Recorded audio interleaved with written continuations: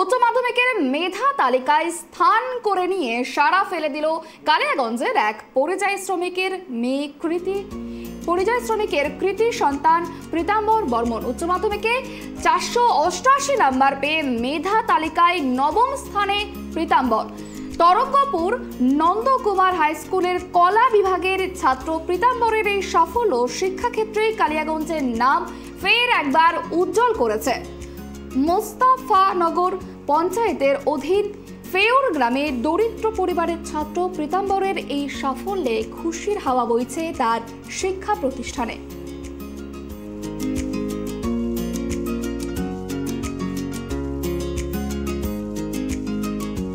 ভাবতে পারছিলাম ভালো কিছু হবে, ভাবতে পারছিলাম, কিন্তু মেধা তালিকায় স্থান করে নেবো এটা ভাবিনি আমি। কতটা তাহলে আনন্দ হচ্ছে এখন? আনন্দ হচ্ছে, অবশ্যই হচ্ছে। আমার পরিশ্রমটা সার্থক হলো। এখন কিন্তু দুস্থ পরিবার, তো এই যে এত বড় সাফল্য কি মনে করবে? সাফল্যটাকে আমার মা বাবার পরিশ্রম, আমার পরিশ্রম আর আমার শিক্ষক যারা আছেন তাদের পরিশ্রম বলেই মনে করবো।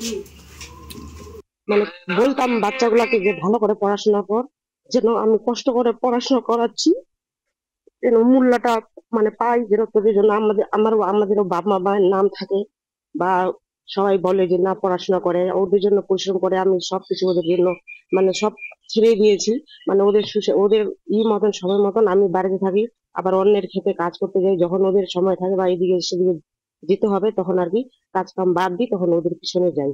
তো মানে বাচ্চাগুলো সবসময় ওর বাবা তো বেশিরভাগ সময় মানে বাড়িতে থাকে না, মানে এই জন্য পরিশ্রম করে বাচ্চাগুলো সবসময় বলতাম। আর মানে যেটুকু অল্প যদি আমিও জানি, তো আমার ইতেই ওরা আর কি চলাফেরা করে যে সময় নষ্ট করবি না, সময় নষ্ট করলে আর পরে পিছনে মানে পাবি না, আর সময়টা আসবে না। ভালো করে পড়াশোনা কর, আর রেজাল্ট যেন ভালো চাই। কষ্ট করে যে পরিশ্রম করে বাবা বাইরে থেকে কাজ করে আনে তোদেরকে পড়াচ্ছে, বাবা তো থাকে না বেশিরভাগ সময়টাই, তো আমি